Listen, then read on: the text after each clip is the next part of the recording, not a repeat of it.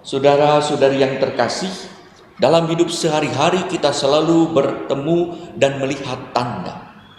Ada tanda yang tak relevan dan tak signifikan bagi kita, hingga bisa begitu saja diabaikan. Tetapi ada juga tanda yang diperlukan dan penting bagi kita, yang tanpanya kita tak berbuat sesuatu dengan baik.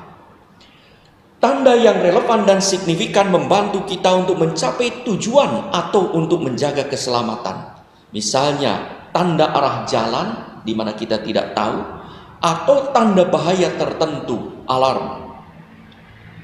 Kalau hari mendung dan kita hendak bepergian, kita akan menyiapkan jas hujan atau payung agar tidak basah. Kalau tanda prosentase baterai handphone sudah di bawah 20% dan kita hendak bepergian juga, kita pun biasa mencari dan membawa power bank agar HP tetap menyala. Kalau agar tak basah dan tak kehabisan baterai, kita langsung berjaga-jaga dengan membawa payung atau power bank. Apa yang kita lakukan saat melihat tanda yang berkaitan dengan keselamatan jiwa, kehidupan kita, dan tanda kehadiran Allah? Saudara-saudari yang terkasih, ada kisah dari Anthony de Mello. Ada pemimpin suatu pertapaan bertanya kepada seorang bijaksana jauh yang bermeditasi, "Mengapa biara kami yang dulu banyak anggota, dikunjungi orang, liturgi gereja meriah, kini sepi dan anggotanya tinggal 5? Apakah ini disebabkan oleh dosa-dosa kami?" Kata guru yang bijaksana itu, "Betul, karena dosa ketidaktahuan melihat tanda dan kehadiran Mesias. 1 dari 5 orang yang tersisa adalah Mesias." Ia heran, tapi ia pulang dan bagaimana menyampaikan kepada teman-teman. Mereka kaget semua. Mereka berpikir satu sama lain, masakan burger koki yang banyak makan itu Mesias, masakan koster yang malas sering terlambat itu adalah Mesias, masakan ekonom yang boros itu adalah Mesias, masakan resepsionis yang judes itu adalah Mesias, masakan pemimpinnya yang otoriter itu adalah Mesias. Setiap orang mempunyai kekurangan, tapi masakan Mesias. Tapi mereka berpikir dan berusaha menjaga diri, jangan-jangan betul salah satu dari mereka itu adalah Mesias.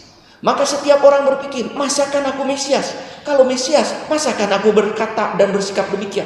Mereka memperbaiki perbuatan-perbuatan dan perkataannya hingga menunjukkan tanda-tanda kehadiran Mesias. Dan mereka juga bersikap terhadap orang lain, jangan-jangan orang lain yang ada kekurangan itu adalah Mesias, sehingga mereka berusaha mengasihi sedemikian rupa, karena jangan sampai mereka yang ada kekurangan itu adalah Mesias yang menyamar.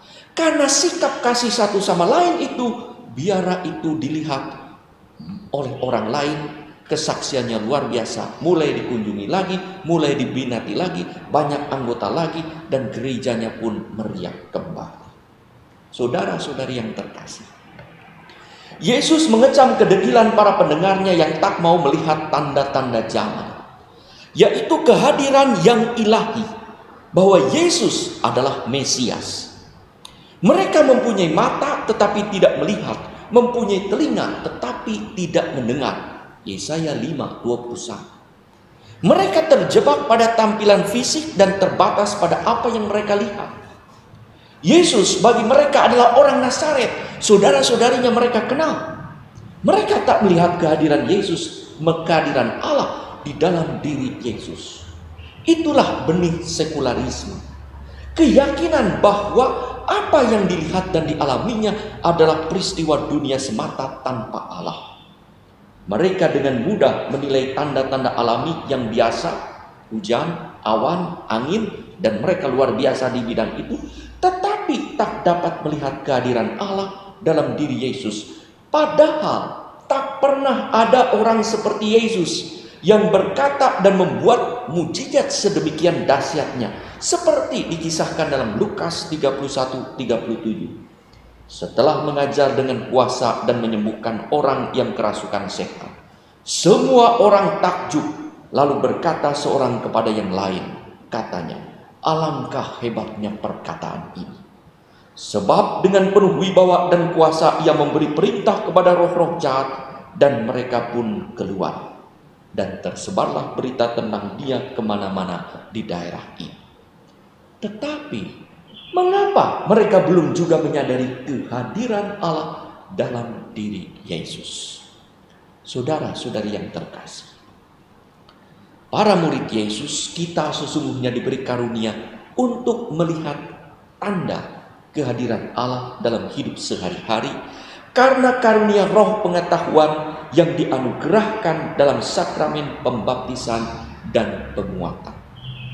Sekularisme membuat kita tak menyadari kehadiran Allah dalam hidup, membutakan mata kita hanya terpaku pada peristiwa-peristiwa dunia dan menganggap semua kejadian adalah peristiwa manusiawi dan alami saja tanpa campur tangan ilahi. Allah sesungguhnya mau berbicara apa pada kita saat wabah corona yang mengenaskan ini mengancam kita? Dan apa yang harus kita lakukan saat pandemi COVID-19 yang melumpuhkan ini melanda dunia? Itulah tanda-tanda zaman.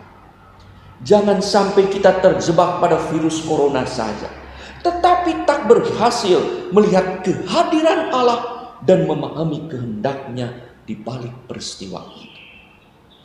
Marilah kita melihat dengan mata ilahi tanda zaman COVID-19 ini, hingga kita hidup berpadanan dengan panggilan sebagai murid Kristus seperti dinasihatkan Paulus di dalam bacaan pertama, yaitu hidup dengan rendah hati, lemah lembut, saling membantu dalam kasih, serta berusaha memelihara kesatuan roh dalam Roh Kudus dalam ikatan damai sejahtera.